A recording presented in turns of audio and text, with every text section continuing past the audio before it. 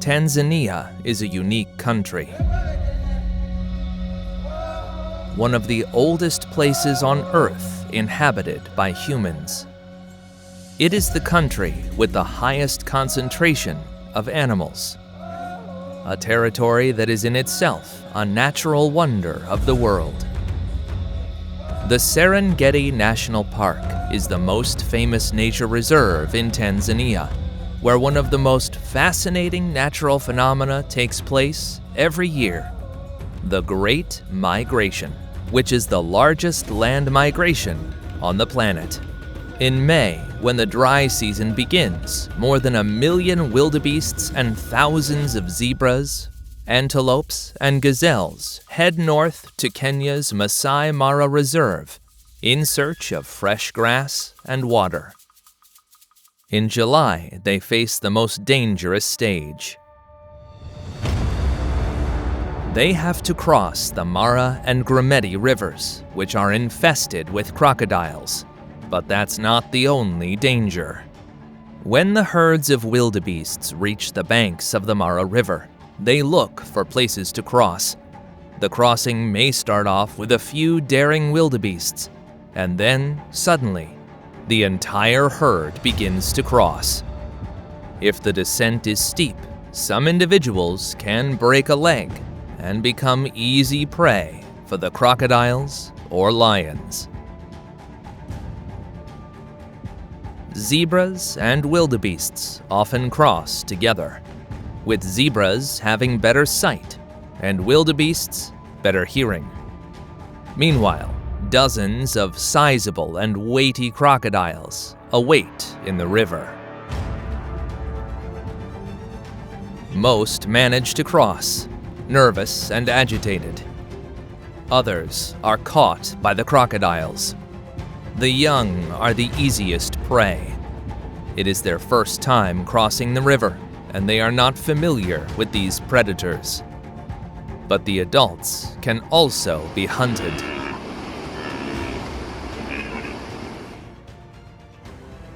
The Nile crocodile has one of the strongest bites in the animal kingdom. Once the crocodile catches its prey, it holds it underwater and spins, a maneuver known as the death roll.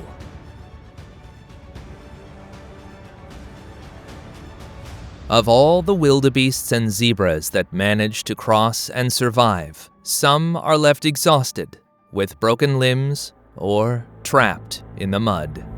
At some river crossings, thousands of wildebeests pile up in just a few minutes. In these situations, some may be trampled by their peers and drown, leaving dozens of victims. The last effort is to climb the other side of the river, which can also be difficult due to fatigue and steep slopes. After a few minutes, the wildebeests go back to grazing and resting, as if they had not just been close to losing their lives. Every year, about 30,000 zebras and 250,000 wildebeests die, preyed upon, drowned, sick, thirsty, or exhausted. But the risk of losing life does not end here. The Serengeti is home to the largest population of lions in Africa. These mammals are the only felines that live in groups with a hierarchical structure, consisting of dominant males, females, and their cubs. Lionesses are expert hunters.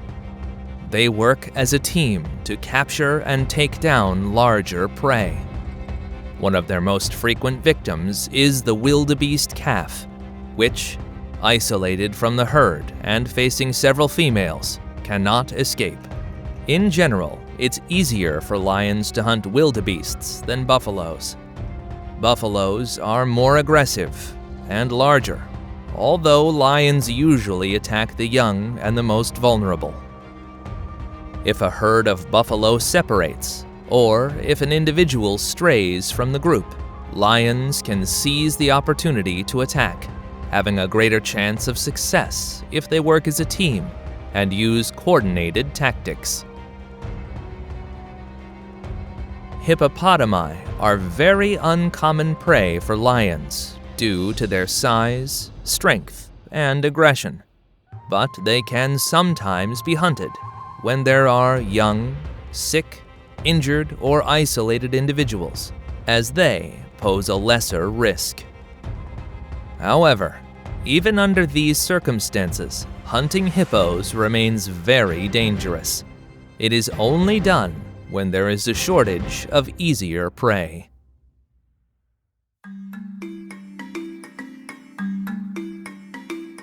In the vast plains of the Serengeti also dwells the largest terrestrial animal, the African savanna elephant. Due to its enormous size, the number of individuals can be easily estimated. One of the largest populations in Africa lives in Tanzania. On safaris, elephants are seen traveling in female-led groups and can be aggressive if they feel threatened, especially the males. They develop strong family bonds throughout their lives, with the ability to communicate through low-frequency sounds and ground vibrations. Elephants are known for their intelligence and cognitive abilities. They are capable of remembering places and members of their herd, even after many years, leading to the popular saying, "An elephant never forgets." Furthermore, these animals have shown skills of empathy and mourning, demonstrating comforting behaviors toward other herd members who have suffered a loss.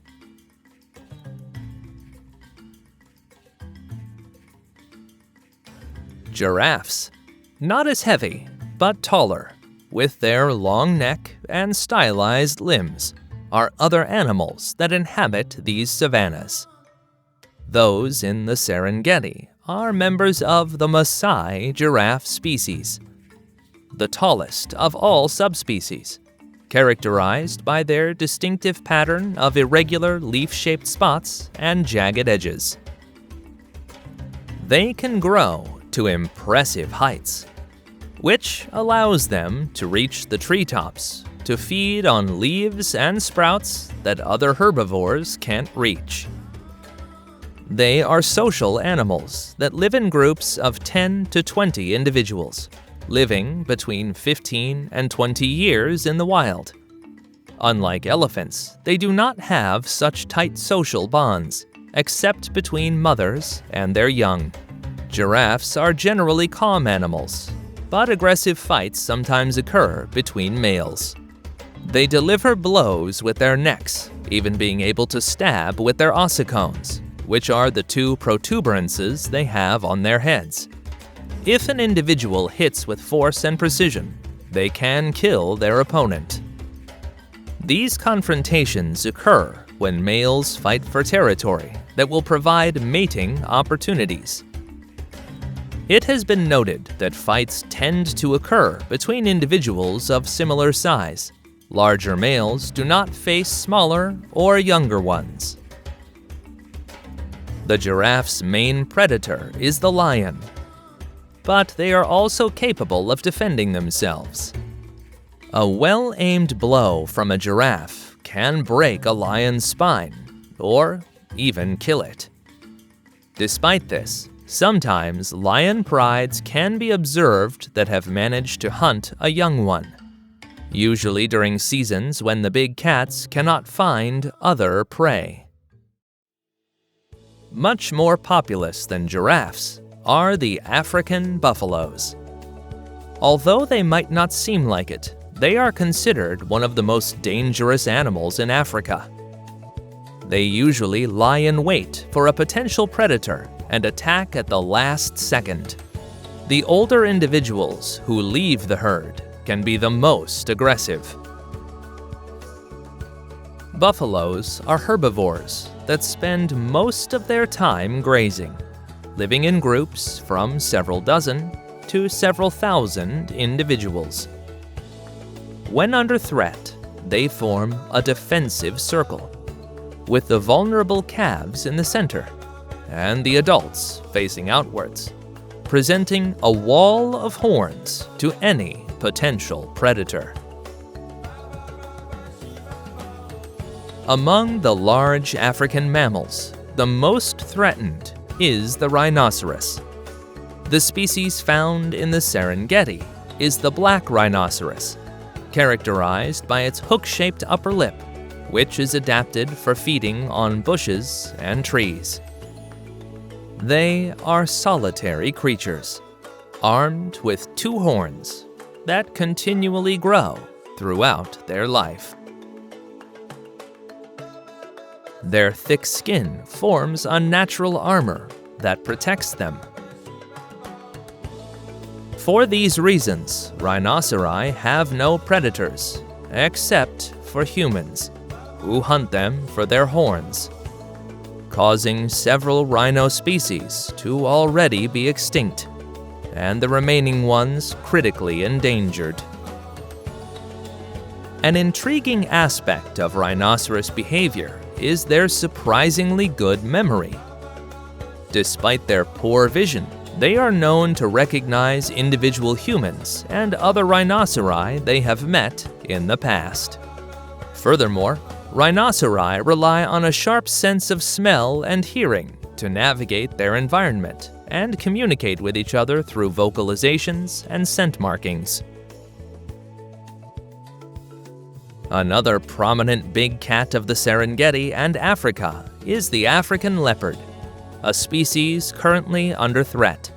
These solitary felines are recognized by their striking golden yellow fur, decorated with rosette-shaped spots that assist them in blending into the savanna. The males are larger and heavier. They have strong, flexible bodies and are skilled climbers. Moreover, they can swim when necessary. Leopards are known to hoist prey heavier than their own body weight up trees and can leap remarkable distances, both horizontally and vertically.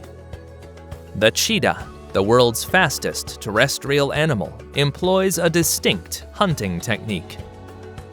It is the fastest land animal, reaching high speeds when chasing its prey.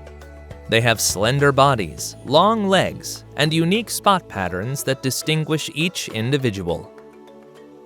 Unlike other big cats that sneak up on their prey and attack in a sudden and quick assault, cheetahs capture their prey with bursts of speed. Like a galloping horse, they lift all four paws off the ground, as if flying. These sprints last about 20 to 30 seconds, after which the cheetah must rest to recover from the immense physical effort. Cheetahs are typically solitary predators, but young brothers can stay together after leaving their mothers, making it easier for them to defend their territory and mate with local females. Another Serengeti animal is the spotted hyena, a very social carnivore, with a matriarchal society where females are larger than males and dominate them, forming groups of 6 to 100 individuals. They are the most common carnivore in Africa. They hunt but can also scavenge. The larger the hyena group, the larger the prey they can hunt. Among them are buffaloes, zebras, wildebeest, and young rhinoceros. Smaller groups hunt impalas, warthogs, or gazelles. The hyena's worst enemy is the lion, who does not hunt them for food, but may kill them to eliminate competition.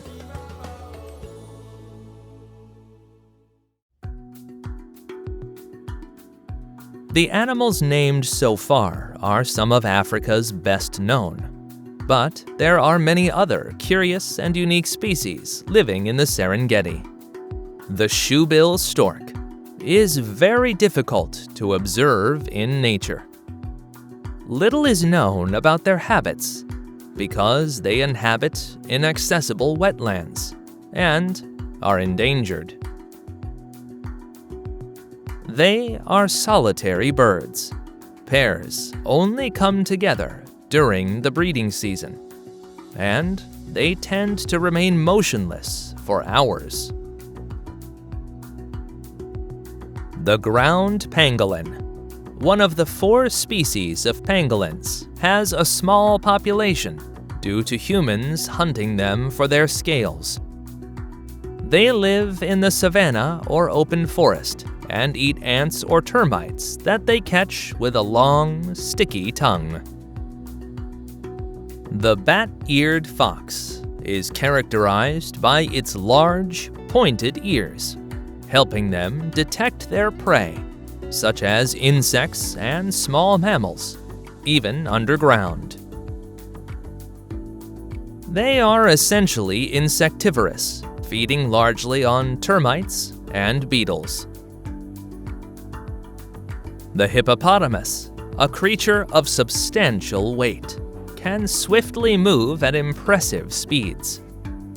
They have a thick, grayish skin that secretes a pink liquid called blood sweat that helps keep them hydrated and protects their skin from the sun's ultraviolet rays. They are very social animals, capable of forming groups of up to 30 individuals, led by a dominant male. They are herbivores and seem calm, but as you'll see later on, the hippos in some parts of Tanzania are really dangerous. The ostrich, the world's largest bird, possesses powerful legs that enable it to cover extensive distances in search of sustenance and water, reaching remarkable speeds for short distances. The warthog, which has facial warts that act as protection during fights with other males, for dominance or access to females. Impalas, nimble antelopes with exceptional leaping abilities.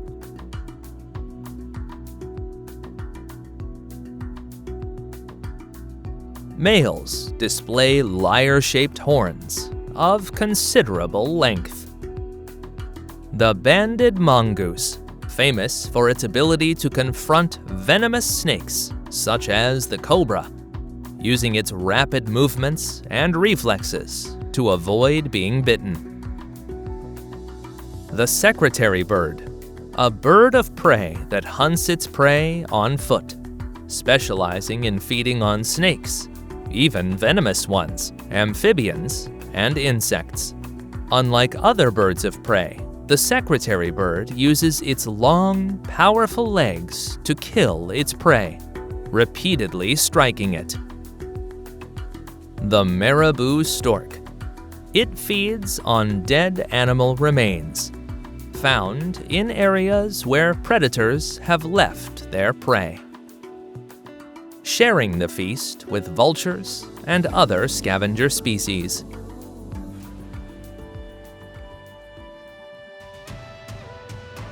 Before continuing with the most astonishing places in Tanzania, I want to show you exactly where this country is. Tanzania is located in the eastern part of Africa, in the cradle of the human species, bordering Kenya and Uganda to the north, Rwanda, Burundi, and the Democratic Republic of the Congo to the west, Zambia, Malawi, and Mozambique to the south, and the Indian Ocean to the east. This region of Africa is known as the Great Lakes, named for some of the largest lakes on the planet, such as Lake Victoria and Lake Tanganyika, which I will tell you more about later. Now, on to the Ngorongoro crater, just a few hours from the Serengeti. This is the world's largest intact volcanic caldera, formed over 2 million years ago by the collapse of a massive volcano. Today, the crater floor serves as a natural habitat for an extraordinary variety of wildlife. Lions rest quietly, stalking potential prey. Just like the black rhinoceros being a herbivore, it has a more vigilant attitude. But the more abundant are the buffaloes and zebras, also on the lookout for hyenas and lions. Within the boundaries of Ngorongoro lies the Olduvai Gorge, where fossils and tools dating back millions of years have been unearthed, shedding light on the origins of our species and the early stages of human evolution. In this conservation area also live the Maasai people, whose shepherds bring their goats and cows to Ngorongoro, but I will speak more about this tribe a little later. North of Ngorongoro, in the Great Rift Valley, is Lake Natron, a body of water with a surreal landscape. It is a shallow lake of salt and soda with a rusty red hue caused by the presence of microorganisms called haloarchaea. They are microscopic extremophiles that thrive in the highly alkaline waters of the lake, reaching a pH level of up to 12, almost as abrasive as ammonia. This high alkalinity is due to volcanic ash and minerals that reach the lake from the surrounding hills and from the nearby Oldoño Lengai volcano. In this seemingly inhospitable environment, life has found a way to flourish. The lake is inhabited by the lesser flamingo, Phoenicanias minor, one of the most striking and well-known inhabitants of East Africa. During the breeding season, over 2 million flamingos congregate on the shores of the lake, creating a dazzling display of pink. This species of flamingo is adapted to survive in the harsh conditions of Lake Natron, feeding on the abundant spirulina algae that also thrive in the alkaline waters. The pink coloring of the flamingos is, in fact, the result of the pigments found in the algae they consume. Despite the hostile conditions, other wildlife also live in Lake Natron, including species of fish, such as the alkaline tilapia, which has evolved to resist the extreme pH levels, and various wetland birds that frequent the swampy edges of the lake. For some animals, Lake Natron is a deadly trap. The surface resembles a mirror. Animals get confused and dive into its waters in search of food, drowning and naturally becoming mummified. Southeast of Lake Natron lies Kilimanjaro National Park, home to Mount Kilimanjaro, the highest peak in Africa, and the tallest freestanding mountain in the world.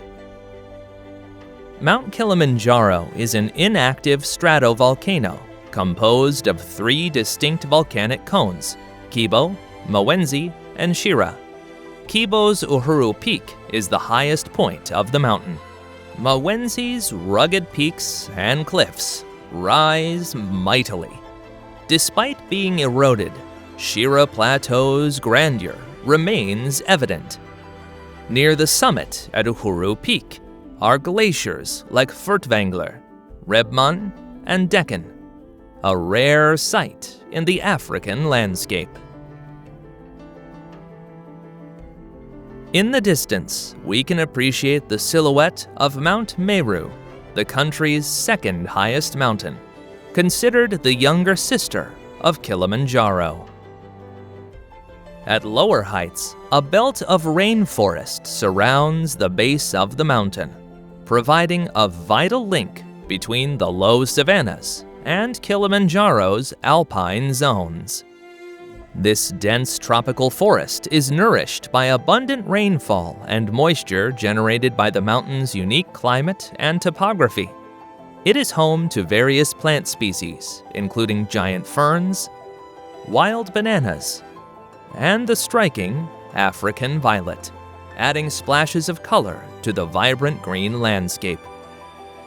In the subalpine region, above the jungle, mountain shrubs are located. It is here that the peculiar Dendrosenecio kilimanjari resides, a giant herb adapted to cold temperatures. This plant species is found exclusively on Kilimanjaro, particularly around the Shira Plateau. It clings to life on the volcanic slopes, its roots plunging deep into the rocky soil in search of water and nutrients. The sturdy stems rise toward the sky, as if they were trying to get a little closer to the sun. All the Tanzanian places I've shown you so far are located in the Great Rift Valley, a massive system of geological faults across East Africa, from the Gulf of Aden in the north to Mozambique in the south. This geological system formed 25 million years ago due to the separation of the African and Arabian tectonic plates, creating a series of faults and fractures in the land where a very diverse topography has developed, with mountains, valleys, lakes, and volcanoes. South of Kilimanjaro, in the east-central part of Tanzania, is Mikumi National Park, which is not as well known to foreigners, but is more visited by Tanzanians, as it is near Dodoma, the capital of Tanzania, and the cities of Morogoro and Dar es Salaam. One of the most distinctive features of this reserve is the Mkata floodplain, a grassland that attracts large concentrations of animals, especially during the dry season. In Mkumi, a subspecies of giraffe is found that is considered a link between the reticulated or Somali giraffe, native to the Horn of Africa, and the Maasai giraffe, which inhabits the Serengeti. South of Mikumi Park is Nyerere National Park, the largest reserve in the country, and one of the largest on the African continent. Lions, rhinoceri, leopards, elephants, African buffalo, hippos, crocodiles, giraffes, zebras, wildebeest, and various species of antelope live here. It also has one of the largest populations of the African wild dog, or lycaon. The lycaon holds the title of being the largest wild canine in Africa, distinguishing itself from domestic dogs by its highly carnivorous diet and the absence of dew claws.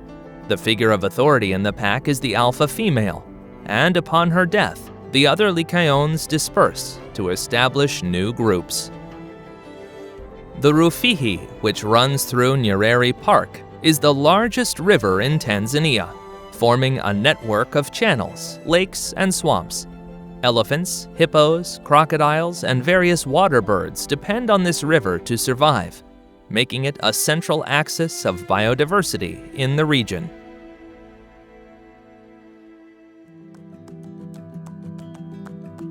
You have already met several of the animals that live in Tanzania, but one of the most outstanding and curious ones is still to come, the chimpanzee.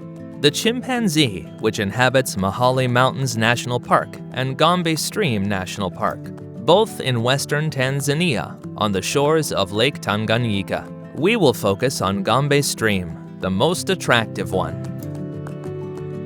As in the 60s, the famous primatologist Jane Goodall conducted her research on chimpanzees and their behavior there.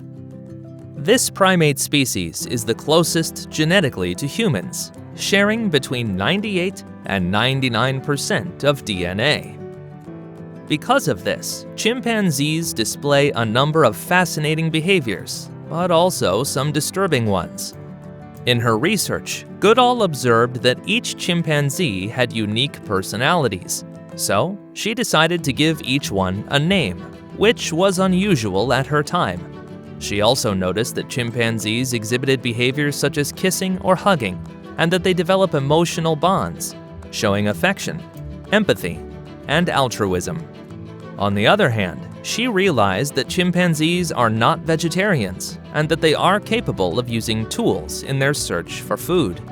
They hunt and eat meat, including smaller mammals like colobus monkeys.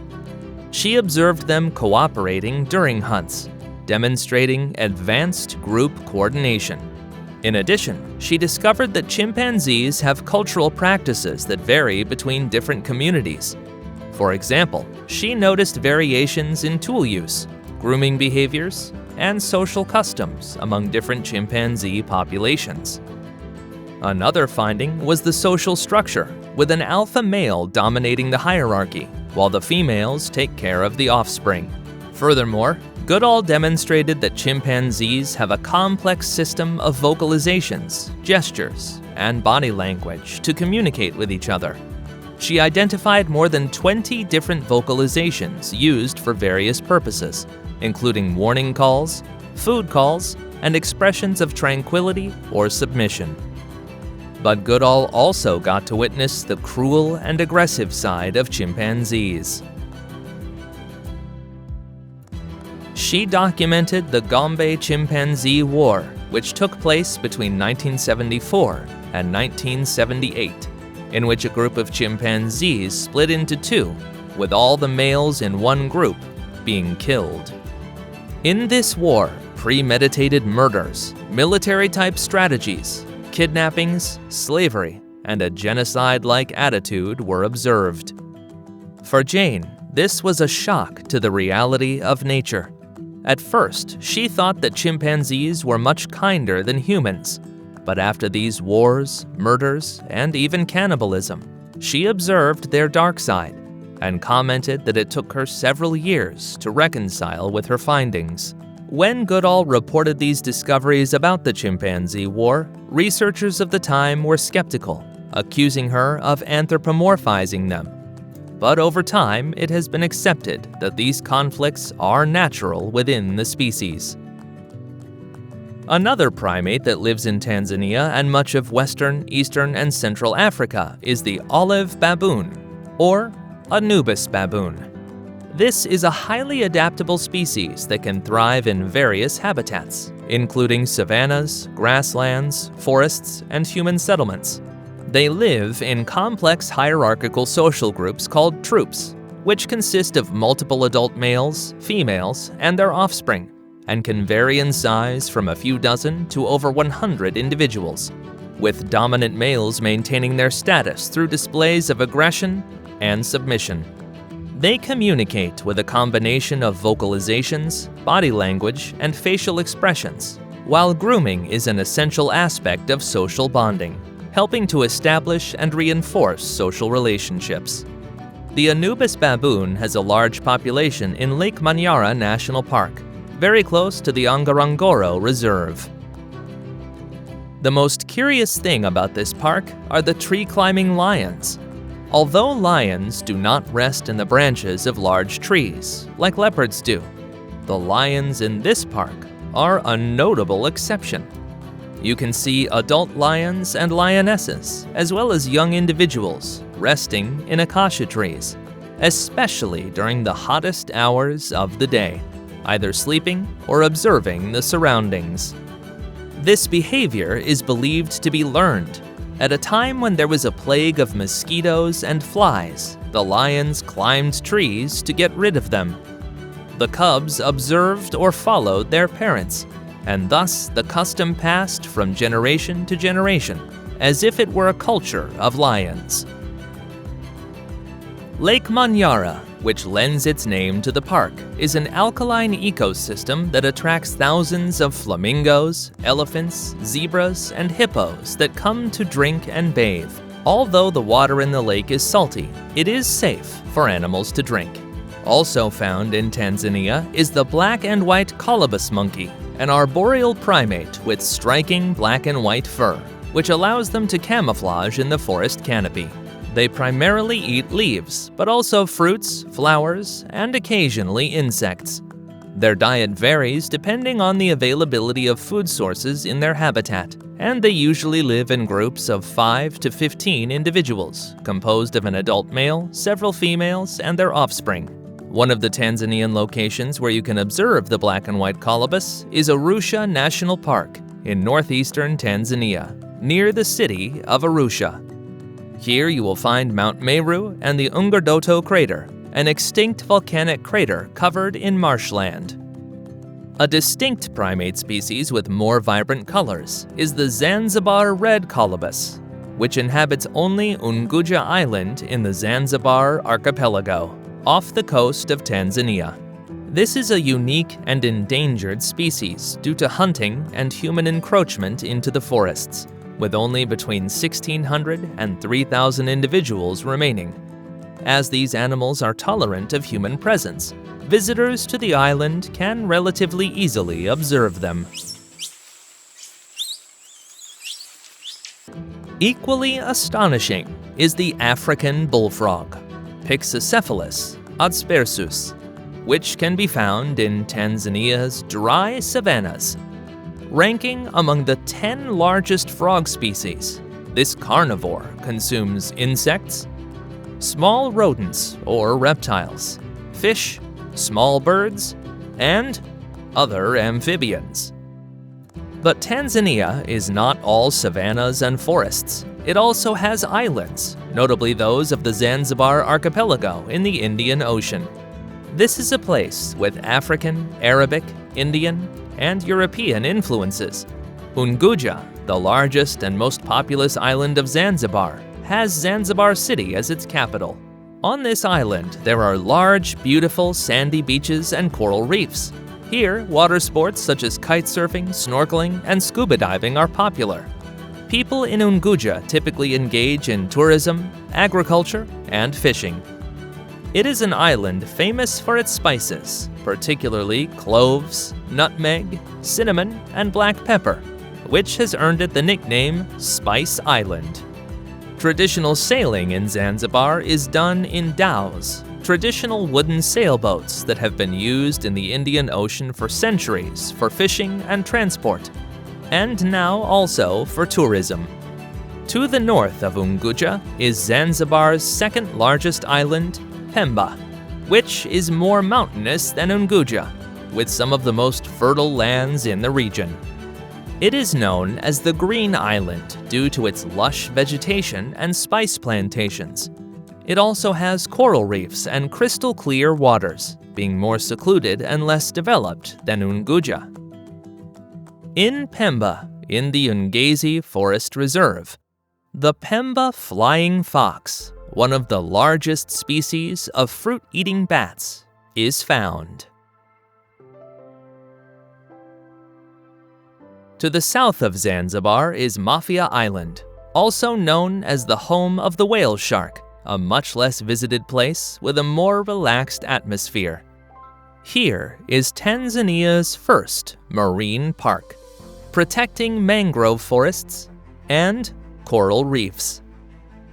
Mafia Island is the only place in Tanzania where you can see the whale shark, which is due to the area having plentiful food.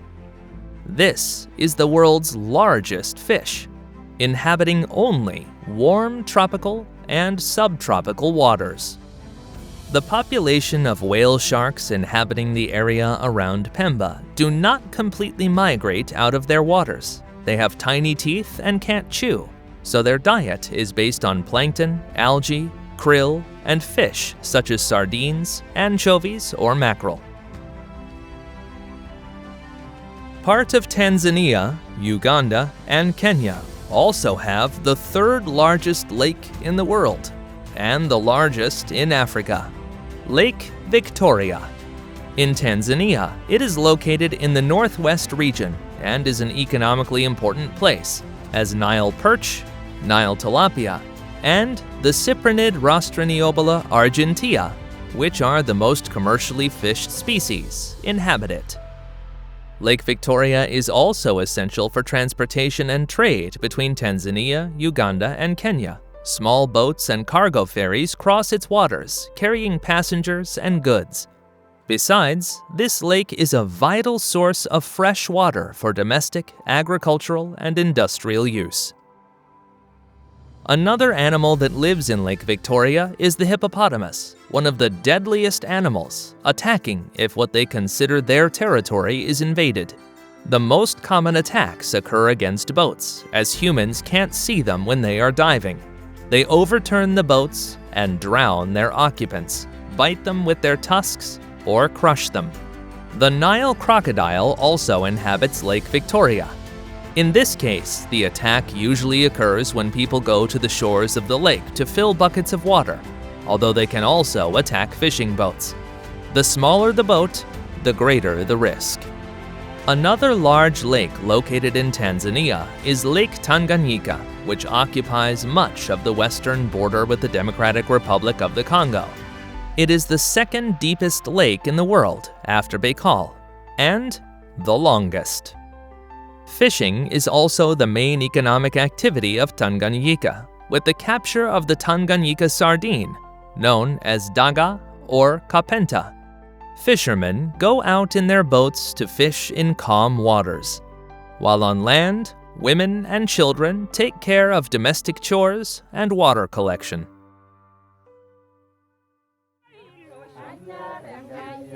Far from Lake Tanganyika to the north of Tanzania and east of Lake Victoria, the Maasai tribe lives, a people of cow, sheep, and goat herders. Maasai means people who speak the Ma, which is their native language. Traditionally, this ethnic group has been nomadic, but over time, more and more Maasai have become farmers. They are recognized for their colorful red fabric clothing called shuka, accompanied by jewelry and their tall stature. Their lifestyle revolves around herding herds of cows and goats, which are their main source of income. They exchange them for money or other products. For the Maasai, cows are a symbol of wealth and status. The more cows a man has, the wealthier he is. Just as with children, the more children, the better. And if a man has many cows but no children, or vice versa, he is considered poor. Traditional Maasai live in settlements called enkangs, in huts known as bomas, made from branches, straw, and cow dung. The villages are surrounded by fences of logs and branches for protection against wild animals and to keep livestock. In Maasai society, men are responsible for protecting the community and their livestock from predators and rival tribes. The transition from childhood to warrior status, known as the Moran stage, is marked through a series of rituals and ceremonies that signal their coming of age.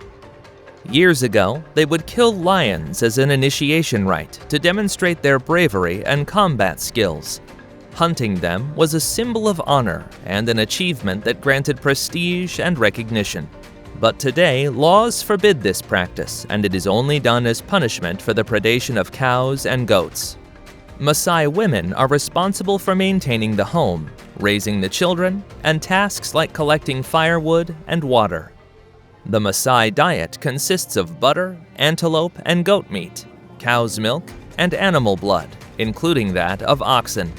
They use spears and bows for hunting and usually carry a stick that they use to scare away animals or to lean on.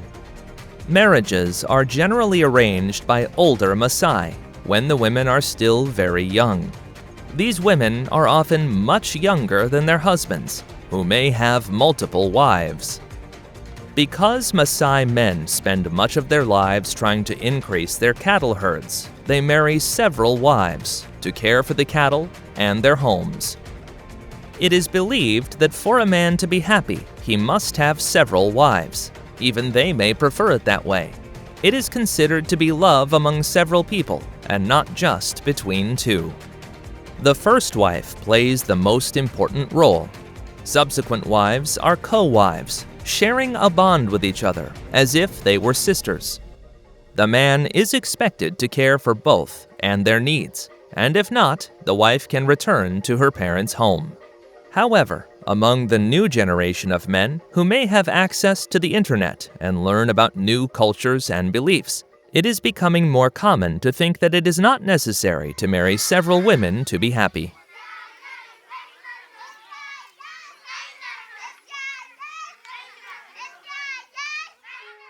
This volcano is Oldoinyo Lengai, the mountain of God for the Maasai, located in the Ngorongoro Reserve. It is the only active natrocarbonatite volcano on Earth, with its lava much hotter than typical lava. For the Maasai, it is a sacred place, dwelling of the god Ngai, who retreated here after being struck by a hunter's arrow. Near the Maasai lives another prominent ethnic group, the Hadza tribe, found only in Tanzania in the Arusha region, bordering the Serengeti Plains. Until 1950, the Hadza were hunter-gatherers with a nomadic lifestyle. But over time, the lands on which they survived were taken over for agriculture.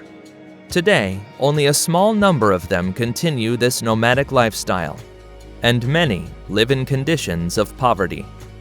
These Hadza, who continue to live traditionally, are one of the last true hunter-gatherer societies remaining on Earth, which allows us to glimpse how our ancestors lived for thousands of years.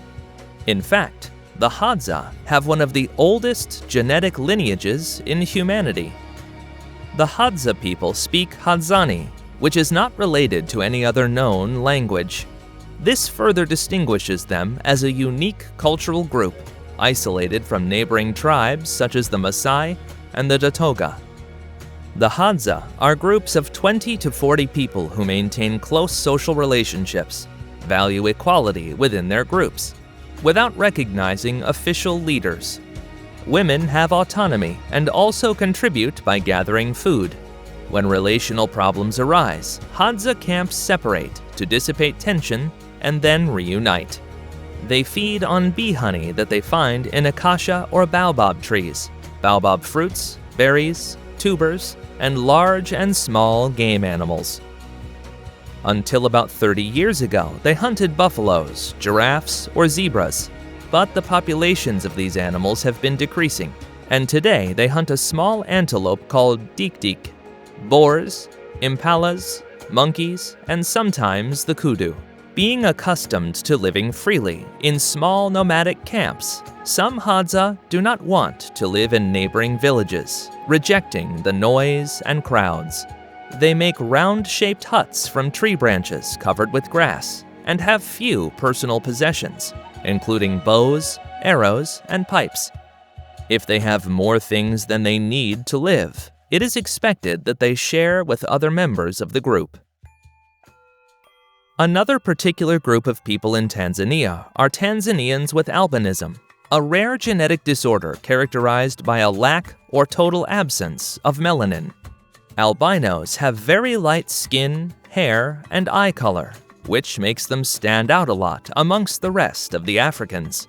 Tanzania has one of the highest rates of albinism in the world, with an estimated 1 in 1,400 people. Their lack of melanin makes them more susceptible to sunburn and skin cancer due to the intense African sun. In addition, many have vision problems, as a lack of pigmentation in the eyes can cause problems with light sensitivity. Beyond these physical challenges, albinos face significant social and cultural difficulties. They are subject to discrimination, stigmatization, and exclusion from society. In some cases, they are even believed to possess magical powers or bring bad luck, leading to further marginalization. But the most serious danger to albinos is the threat of violence, driven by superstition and an illegal market for parts of their bodies. Witch doctors and traditional healers may use parts of albinos' bodies in rituals or potions, claiming that they bring good fortune and wealth. Tanzanian culture is highly diverse, the result of a mix of over 120 different ethnic groups inhabiting the country. Each ethnic group has its own customs, traditions, and languages. Of the 125 ethnic groups in Tanzania's population, the most numerous are the Sukuma, Nyamwezi, Chaga, and Haya. The Sukuma, the most numerous, mainly inhabit the northwest region of the country, especially in the areas around Lake Victoria. They are predominantly farmers and herders, with a rich culture of music and dance. The Nyamwezi, the second most numerous, also known as the Men of the Moon, were traditionally elephant hunters, and currently engage in farming and livestock. The Chaga, the third most numerous, live on the slopes of Mount Kilimanjaro. They are known for their irrigation system and their advanced agricultural techniques, their coffee and bananas. The Haya are found in the Kagera region, in the northwest near Lake Victoria. They are known for their skill in blacksmithing, pottery, and carpentry. Their main activity is agriculture, centered on the cultivation of coffee and bananas. Also present are the Maasai, the Hadza, and the Ngoni. The latter is a Bantu ethnic group that lives in parts of Tanzania, as well as in Malawi, Zambia, and Mozambique. Known for their skill in warfare, their prowess in fighting, their music, and dance, the king is the central figure in Ngoni society, considered the supreme leader of his people. Life in Tanzania centers around family and community. Respect for elders is an essential part of daily life. Hospitality is another important feature of Tanzanian culture. Visitors are often surprised by the warmth and friendliness of the local people. The main languages of Tanzania are Swahili and English, although many other local languages are spoken. Swahili in particular is a unifying symbol for the country, widely used in education, politics, and media. The most practiced religion is Christianity, followed by Islam, with Muslim communities concentrated in the eastern coastal areas. Music and dance play a fundamental role in cultural life, with a variety of styles and genres reflecting the various influences that have shaped the country over time. Taarab music, for example, is a mix of Arab, Indian, and African melodies, originated on the island of Zanzibar. On the other hand, Bongo Flava is a modern urban music style that combines elements of hip-hop, reggae, and traditional Tanzanian music. Visual arts also play an important part in Tanzanian culture, with intricate wood carvings from the Makonde tribe, the colorful Tinga Tinga, and the traditional kanga used in making clothes and home decoration. As for Tanzanian cuisine, it is as diverse as its culture. One of the staple foods of the local diet is the chapati, a wheat flour cake that is served with milk, tea, or meats and vegetables. Ugali is a corn and cassava porridge considered the national dish of Tanzania and generally of East Africa. It is usually accompanied by vegetables, meats, or fish. Nyama choma is grilled meat, usually goat. Chipsi mayai is a potato and egg omelet, one of the most popular meals. Although Dodoma is the political capital of the country, Dar es Salaam is the most populous city and the center of Tanzania's economic, cultural, and social life. It is located on the shores of the Indian Ocean and was founded in 1862 by the Sultan of Zanzibar, Said Mahid, growing steadily and becoming a melting pot of cultures and traditions. Dar es Salaam, meaning home of peace, has a population of people of Arab, African, Indian, and European ancestry, a cultural mix that is evident in its architecture, cuisine, and ways of life. It is a city of contrasts, where modern skyscrapers and luxurious hotels coexist with bustling markets, busy bazaars, and lively streets. Travelers can enjoy historical architecture in areas like the Kariakoo district, or explore the Kivukoni fish market, where local fishermen sell their catch of the day. The Indian Ocean beaches of Dar es Salaam are a popular place to relax and soak up the sun, while parks and green spaces, such as the Botanical Garden, offer a respite from the hustle and bustle of city life. The history of Tanzania is a fascinating blend of cultures, traditions, and events that have shaped the country as we know it today. Let's start in prehistory, at the famous archaeological site of the Olduvai Gorge. This place is known as the cradle of mankind, and it has provided some of the oldest evidence of the existence of hominids, the ancestors of modern humans. Here, in 1959, Mary and Louis Leakey discovered the skull of a hominid known as Zinj, or Nutcracker Man, which is over 1.75 million years old. Homo habilis, the first human species, occupied this area approximately 1.9 million years ago. We move forward in time to the first millennium AD, when the Bantu people began arriving in the Tanzania region from West and Central Africa.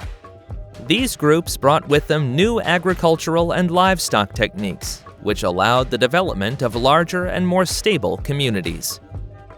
During the 8th century, Arab traders and explorers arrived on the Tanzanian coast, where they established trading posts and mixed with the local populations. The trade of ivory, gold, and slaves was a major economic driver in the region and led to the formation of city-states such as Kilwa and Zanzibar.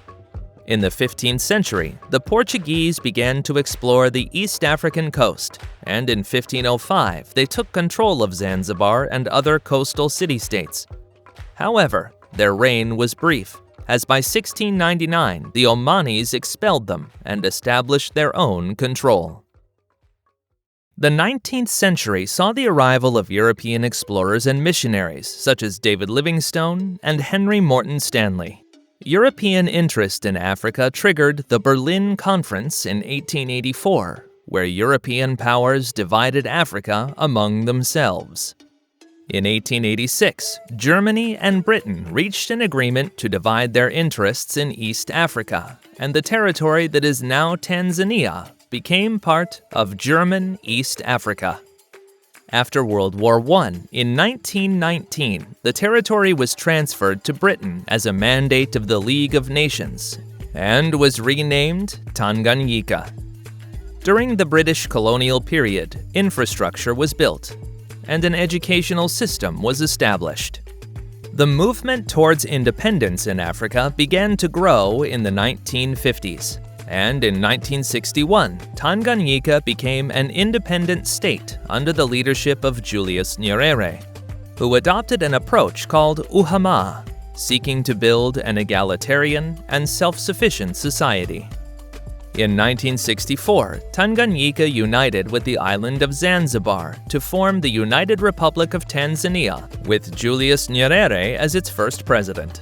The new nation faced numerous challenges, including building a unified national identity and implementing effective economic and social policies. Despite his efforts, Nyerere's Ujamaa approach did not have the expected success, and by the 1980s, Tanzania was facing a severe economic crisis. In 1985, Nyerere voluntarily stepped down from the presidency and was succeeded by Ali Hassan Mwinyi, who began to implement economic and political reforms to liberalize the economy and allow private sector participation. In 1995, Tanzania held its first multi-party elections. Throughout the following years, it continued to have steady economic growth, largely driven by investment in infrastructure, the expansion of the tourism industry, and the development of the agricultural and mining sectors. Today, Tanzania continues to face challenges in areas such as education, healthcare, and combating corruption. However, the country has shown a remarkable ability to overcome adversities and address issues throughout its history. To understand what Tanzania and life in the country are like, it is also necessary to talk about its laws. Polygamy is legal, but the consent of the first wife is necessary before a man can marry another woman.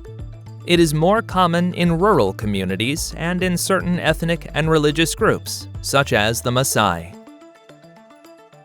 The death penalty remains legal, although no executions have been carried out since 1994. Crimes that can result in the death penalty include murder, treason, and certain offenses related to illicit substances. Homosexuality is illegal. Sexual relations between people of the same sex can be punished with prison sentences ranging from 30 years to life. One distressing issue is that of witchcraft, which, in some Tanzanian communities, is seen as a malevolent force that causes misfortune, illness, and death. This results in witch hunts, which still exist today in Tanzania and other African countries. It starts with an accusation, triggered by an unexplainable event or personal misfortune, such as the death of a family member, a bad harvest, or the loss of livestock. The affected parties then turn to traditional healers or sorcerers, who can accuse someone of being a witch, triggering ostracism, property destruction, or physical assaults. The Tanzanian government has enacted laws to protect those accused of witchcraft and to prosecute those who commit acts of violence. But these legal measures have been challenging to enforce, particularly in rural areas where belief in witchcraft is deeply ingrained. On wildlife, the Tanzanian government has implemented strict laws to protect various species and combat poaching and the trafficking of live animals. Offenders can face prison sentences, fines, or property confiscation. However, the so-called trophy hunting, which is the hunting of large animals such as lions, elephants, buffaloes, wildebeests, or zebras, is legal if a special permit is obtained from sites and the government. This type of hunting in Tanzania is restricted to male specimens that have reached a certain age, including lions, elephants, leopards, buffaloes, zebras, among other animals. The vast majority of people are against this practice, considering it to be cruel and unnecessary. But its defenders argue that it may be necessary to control the population of certain species to maintain an ecological balance. According to them, in areas where natural predators are scarce, hunting could help control herbivore populations and prevent overpopulation and habitat degradation.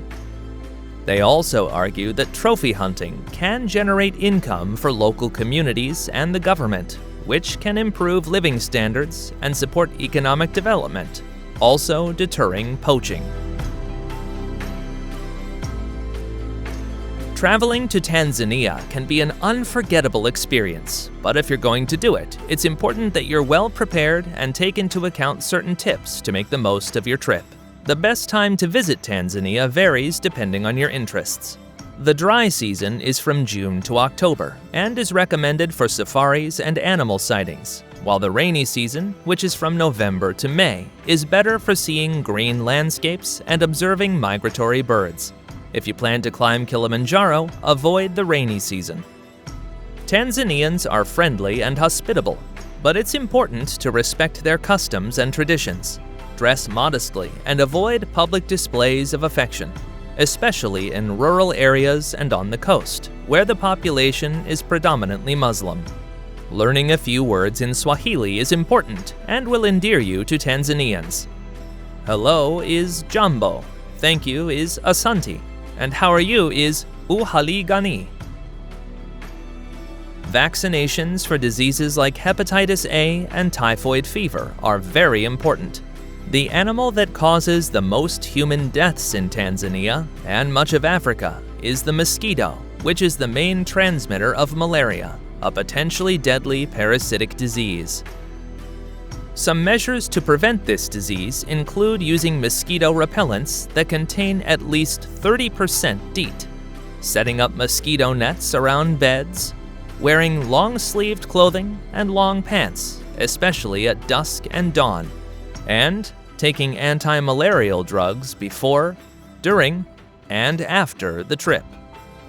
Dengue fever, sleeping sickness, and chikungunya also exist in Tanzania, so it is especially important to protect yourself from mosquitoes. Tanzania is a relatively safe country, but it's always important to take precautions. Keep your valuables secure and avoid walking alone at night in unfamiliar areas. Follow the instructions of guides during safaris and respect the rules of national parks to ensure your safety. In cities like Dar es Salaam, it's important to be cautious. Don't accept offers from unlicensed taxis. Don't walk alone at night, in isolated places, or on beaches. Don't carry valuable items or large amounts of cash. In general, listen to your guide and follow their directions, as they will know the local risks. Regarding driving, I wouldn't recommend it if you don't have experience traveling to African countries. But if you're going to do it, be very careful, as the roads are not the same as those in more developed countries. Regarding safaris, which in Swahili means journey, they are generally safe, especially if you go on an organized trip with an experienced company, although it is also important to be aware of certain guidelines. The attire is essential. wear khaki, brown, or green clothing that blends with the environment, high, closed boots, and tall socks, long-sleeve shirts or t-shirts, and long pants to protect yourself from mosquitoes or possible snake bites. It is also advisable to wear a hat to protect yourself from the sun and avoid wearing perfume that may scare away animals.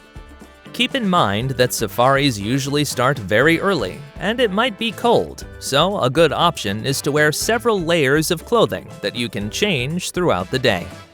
Do not step outside the vehicle. You cannot know if an animal will suddenly appear, although there will be some areas where the guide will tell you it's safe to walk or get out. Regarding walking safaris, which are better for getting closer to animals, don't walk without a guide, don't speak loudly, and don't run, because you could be mistaken for prey.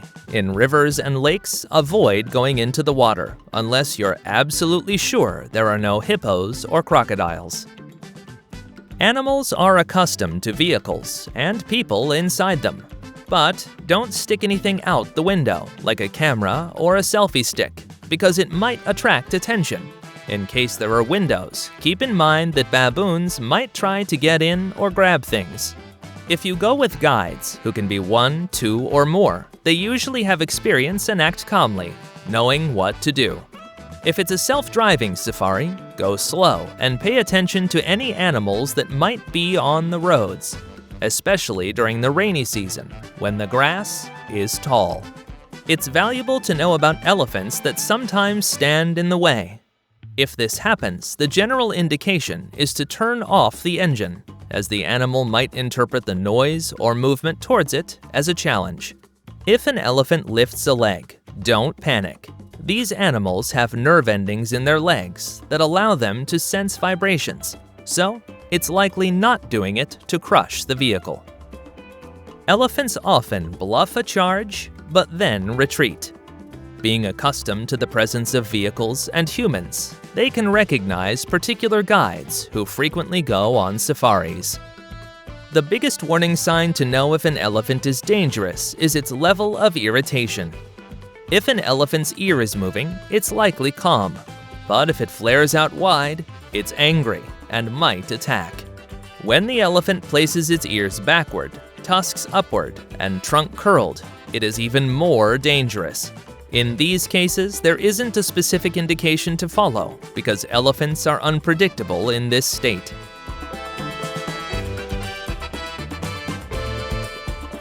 And with these instructions, you've learned a great deal about Tanzania and are prepared to travel to this extraordinary country.